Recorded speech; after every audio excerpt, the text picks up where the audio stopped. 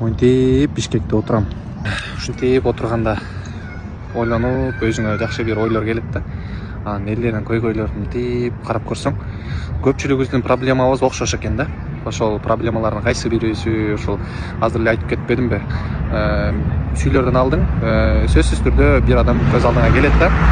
Анан ошол адамдын уяласың да, ошол көрсөң не болот депчи. Айтайын дегеним, эгер ушул ойдон арылбасаңар, өмүр бою кыйналып жүрө бересиңер да, ушул барьерден өтө албайчы. Ошого уялбагыла, камерага сүйлөгөндөн, бирөөнүн алдында сүйлөп, публиканын алдында сүйлөгөндөн.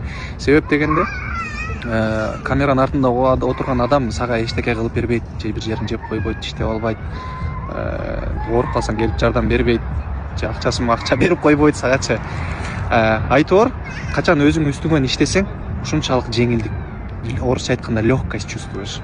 Өзүң үстүңөн иштен. Бул деле өзүнүн үстүнөн барьер да, бул психологический барьер болот. Булчу бирөөдөн уялуу дегенчи.